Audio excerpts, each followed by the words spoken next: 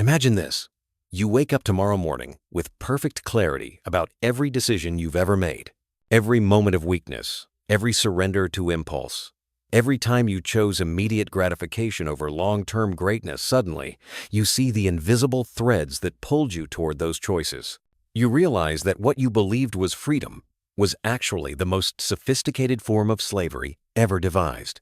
Today, we will expose one of the most misunderstood truths about human behavior, the way in which the devil, or what Napoleon Hill calls the negative power of drifting, manipulates you through your own sexual energy, and more specifically through the uncontrollable chase of orgasms.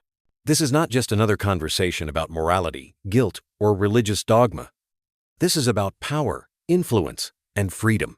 Napoleon Hill, the author of Think and Grow Rich and Outwitting the Devil, argued that the devil thrives wherever human beings surrender control of their own minds, and one of the most efficient doors through which this surrender takes place is the misuse of sexual energy. Hill describes sexual energy as one of the most powerful forces in existence. Properly directed, it can become a magnet for creativity, genius, wealth, and leadership. But when wasted or enslaved to compulsive gratification, it becomes the devil's most effective tool for keeping men and women weak, distracted, and enslaved to fleeting pleasure. Before we dive deep, I want to invite you to become part of this journey. Subscribe to this channel, leave a like, and share this message with others who are seeking truth. Comment below what you think about Napoleon Hill's idea that sexual energy is one of the most powerful forces humans can harness. Your perspective matters, and your reflection may spark insight for someone else. Stay with me until the very end of this video, because I promise you this: the final revelation will not only challenge the way you think about desire and self-control, but it could very well change how you understand freedom itself. Now imagine discovering that the very force you thought was most natural, most human, most innocent, your sexual energy, has been weaponized against you, not by some external enemy you can see and fight, but by something far more insidious, a pattern of thought, a way of being that Napoleon Hill called the devil. And this devil doesn't need chains or cages. It doesn't need to threaten or coerce. It simply whispers one seductive truth: give in. Just this once. It's natural. It's healthy. It's what you deserve. But here lies the most unsettling paradox of human existence. The same energy that creates life, that drives genius, that fuels the greatest achievements in human history, this very force becomes the invisible leash by which most people are led through their entire lives. They chase the release, the momentary pleasure, the brief escape from the burden of consciousness, never realizing that with each surrender, they're not just losing energy, they're losing sovereignty over their own minds. Consider this haunting question. If you could measure the total amount of creative energy you've expended in the pursuit of sexual release versus the energy you've channeled into building something lasting, creating something meaningful, or developing your deepest potential, which number would be larger? And if the answer disturbs you, ask yourself this: who or what benefits from that imbalance? The most brilliant minds throughout history understood something that modern society has forgotten, something so powerful that entire industries now exist to keep you from discovering it. They knew that sexual energy isn't just biological, it's the raw material of consciousness itself. When mastered, it becomes the fuel for everything extraordinary humans can achieve. When squandered, it becomes the most efficient method of keeping extraordinary humans ordinary. Think about the last time you felt that familiar pull, that magnetic attraction toward release. In that moment, did you feel powerful or powerless? Did you feel like you were choosing, or like something was choosing for you? And afterward, in the clarity that follows, did you feel expanded or diminished, energized or depleted, more yourself or less yourself? Napoleon Hill observed something that should terrify anyone seeking true freedom. The devil doesn't need to possess you if he can simply exhaust you. He doesn't need to corrupt your values if he can drain your willpower. He doesn't need to destroy your dreams if he can simply redirect your creative energy into an endless cycle of temporary satisfaction and perpetual wanting. But perhaps the most disturbing realization is this: you've been trained to defend this pattern. You've been conditioned to argue for your right to remain enslaved. The moment someone suggests that your sexual habits might be limiting your potential, something inside you rebels, not because the suggestion is wrong, but because it threatens to reveal how deeply the control runs. What if everything you believe about sexual freedom is actually sexual bondage? What if the liberation you think you're experiencing is precisely the trap that keeps you from discovering what you're truly capable of? What if the very thing that feels most like power is actually the mechanism by which your power is stolen from you, drop by drop, day by day, year by year? The question that will haunt you long after you finish reading this is not whether Napoleon Hill was right about the devil controlling humanity through sexual energy. The question is whether you have the courage to test his theory by seeing what happens when you stop feeding the cycle. Because in a world where everyone is drifting downstream, the person who turns around and swims upstream doesn't just discover their own strength, they discover that the current was artificial all along. To understand why sexual energy becomes a tool of control, we must first understand what Hill called drifting, the state of mental passivity, where external forces shape your thoughts, desires, and actions instead of you directing them consciously. Carl Jung warned of something remarkably similar when he wrote about the shadow, the unconscious part of ourselves that contains our repressed desires, fears, and instincts. When ignored, Jung observed, the shadow doesn't disappear, it controls us from the darkness of our unconscious mind. The philosophical roots of this problem run deeper than most realize. Arthur Schopenhauer, the great pessimist philosopher, argued that human existence is fundamentally driven by what he called will and blind, irrational force that manifests primarily through sexual desire and the will to reproduce. According to Schopenhauer, this will enslaves us to an endless cycle of wanting, temporary satisfaction, and renewed wanting. We mistake this cycle for living, but we're actually being lived by it. Friedrich Nietzsche took this further, declaring that most people never become who they truly are because they remain slaves to their impulses. They confuse reaction with action, compulsion with choice. Nietzsche's concept of the last man describes individuals who seek only comfort, pleasure, and the path of least resistance, exactly what Hill identified as the drifter's mentality. These people, Nietzsche argued, have no higher aspirations because their energy is constantly dissipated through base satisfactions. But perhaps the most unsettling insight comes from understanding the neurochemical reality behind what Hill observed. Modern neuroscience reveals that orgasm triggers massive releases of dopamine, prolactin, and oxytocin chemicals that create temporary euphoria, followed by a refractory period of decreased motivation and mental clarity. Your brain, designed for survival in a world of scarcity, interprets this as mission accomplished. The evolutionary drive that should propel you toward achievement, creativity, and reproduction gets short-circuited by the artificial fulfillment of solitary release.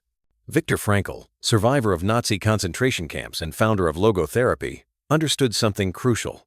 Humans need meaning more than pleasure. When meaning is absent, people fill the void with immediate gratification. Sexual compulsion, Frankl observed, often masks what he called an existential vacuum, a profound emptiness where purpose should be. The orgasm becomes a brief escape from the terror of meaninglessness. But each escape makes the return to emptiness more unbearable. This creates what psychologists call a hedonic treadmill. You need increasingly frequent or intense stimulation to achieve the same level of satisfaction. Yet the satisfaction itself becomes increasingly hollow. You're running faster and faster to stay in the same place emotionally and spiritually. The truly diabolical aspect of this system is that it masquerades as freedom. Society tells you that sexual liberation equals personal liberation, that restraint equals repression, that discipline equals dysfunction. You're encouraged to celebrate your surrender to impulse as self-expression, to defend your chains as choices. The prison becomes invisible because the prisoner believes themselves free. Hill understood that the devil's greatest victory isn't making you do evil, it's making you waste your potential on meaningless pursuits while believing you're living authentically. When your creative energy is constantly diverted into compulsive release, you never discover what you might have created instead. The most chilling aspect of this invisible control system isn't what it makes you do, it's what it prevents you from becoming. Every time you surrender to compulsive sexual release, you're not just losing vital energy, you're programming your brain to accept the path of least resistance as normal. You're training yourself to choose immediate gratification over delayed greatness, and this programming doesn't stay confined to sexual behavior, it bleeds into every area of your life. Consider the cognitive bias psychologists call ego depletion, the idea that willpower operates like a muscle that becomes fatigued with use. But Hill observed something more sinister. Sexual indulgence doesn't just deplete willpower temporarily. It systematically weakens your capacity for self-control across all domains.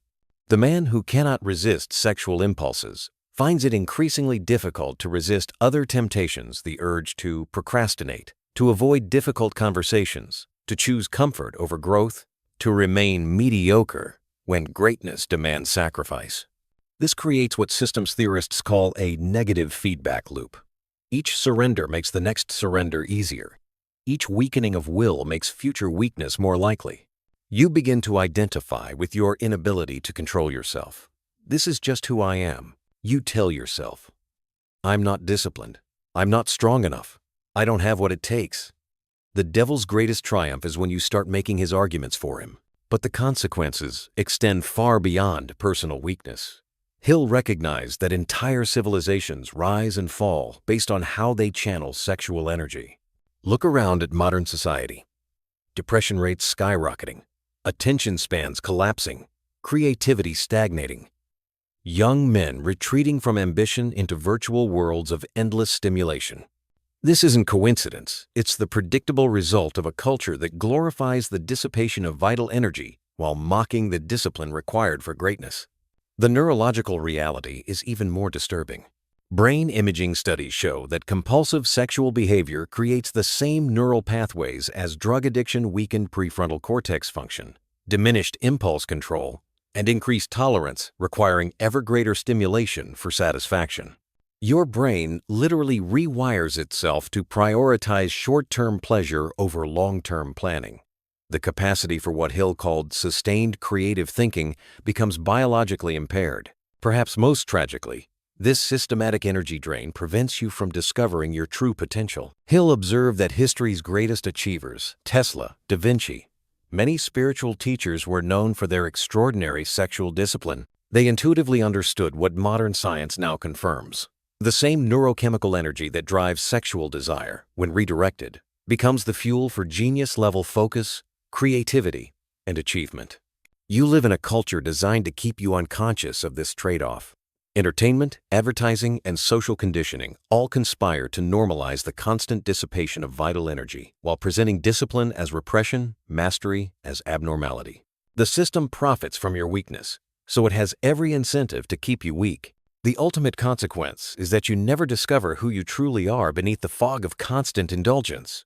You mistake your weakened, energy-depleted state for your natural condition. You accept limitations that aren't real, settle for achievements far below your potential, and drift through life never knowing what you were capable of when operating at full strength. But here's where everything changes. Here's where you discover that what you believed was impossible is actually inevitable once you understand the mechanism. The same energy that has been enslaving you can become the force that liberates you, not through denial or suppression, but through what Hill called transmutation, the conscious redirection of sexual energy into higher forms of creation. Think of sexual energy like electricity flowing through your nervous system. Electricity itself is neutral. It can power a light bulb, or cause a fire, charge a battery, or stop a heart. The current doesn't care what it creates or destroys. Only the direction matters.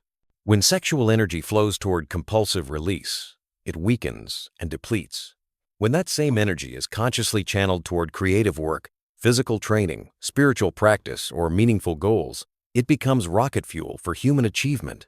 The rebellion begins with a radical shift in perspective. You stop seeing sexual energy as something to be satisfied and start seeing it as something to be harnessed. Ancient Taoist masters understood this principle intimately. They spoke of conserving and circulating vital essence to achieve longevity, mental clarity, and spiritual power. They viewed orgasm not as fulfillment but as waste, the unnecessary dissipation of life force that could instead be transformed into wisdom and strength. Leonardo da Vinci practiced this transmutation unconsciously, channeling his intense passions into artistic genius.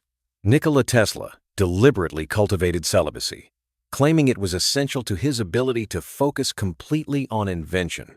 Gandhi redirected sexual energy into spiritual and political power that moved nations.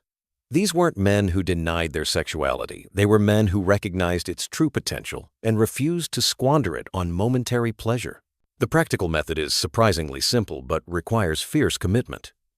Every time you feel sexual energy rising, instead of automatically seeking release, you pause and ask, "How can I use this force?"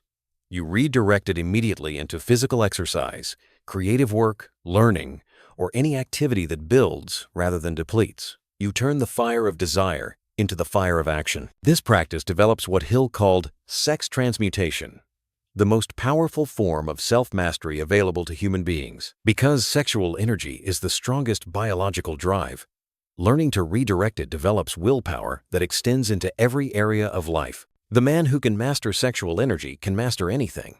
But the real rebellion isn't just personal, it's cultural.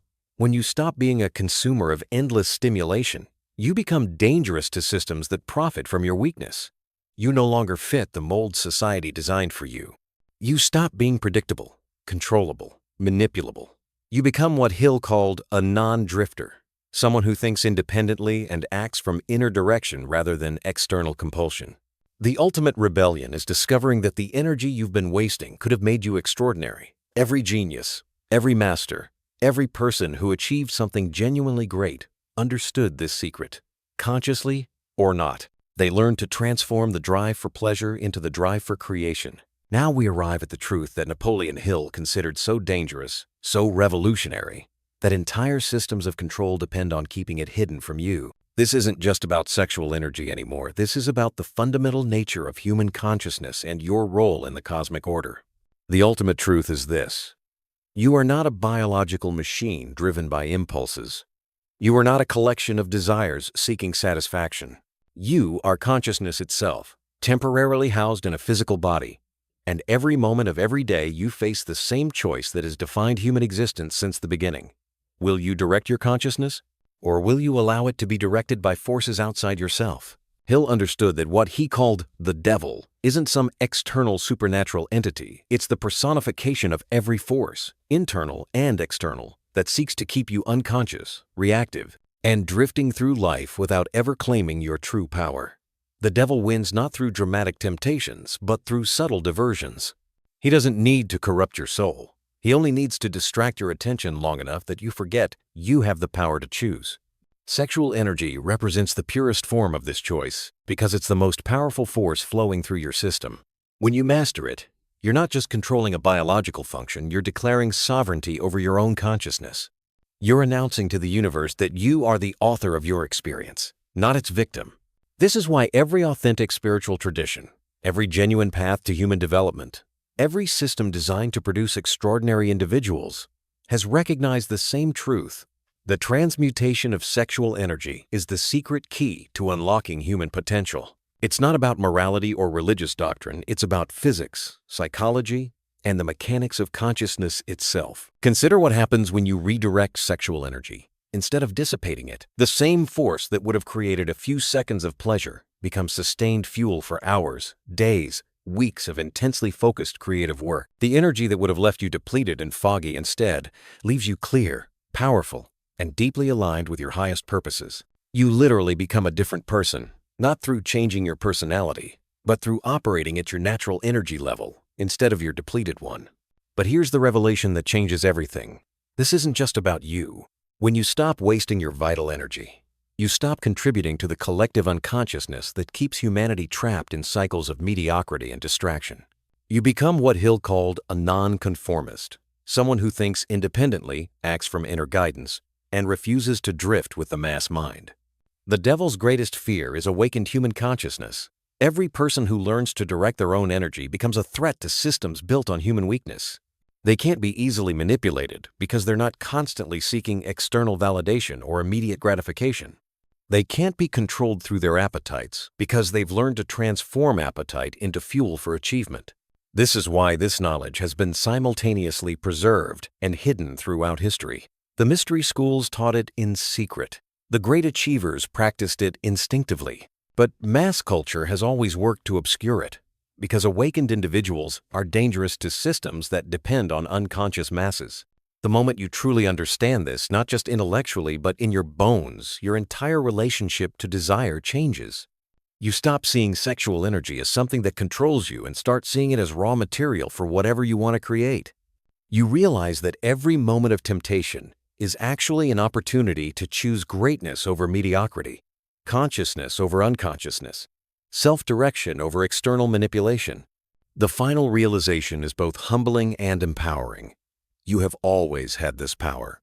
Every day you've been choosing whether to strengthen your will or weaken it, whether to build your capacity for sustained focus or fragment it, whether to become more yourself or less yourself. The chains weren't locked from the outside. You've been holding the key all along. Hill's ultimate message isn't that the devil is controlling you through orgasms. His ultimate message is that the moment you stop allowing yourself to be controlled through sexual energy or any other mechanism, you step into the kind of life that most people only dream about. You discover that what you thought were your limitations were actually just habits. What you thought was your nature was actually just conditioning. What you thought was impossible becomes inevitable.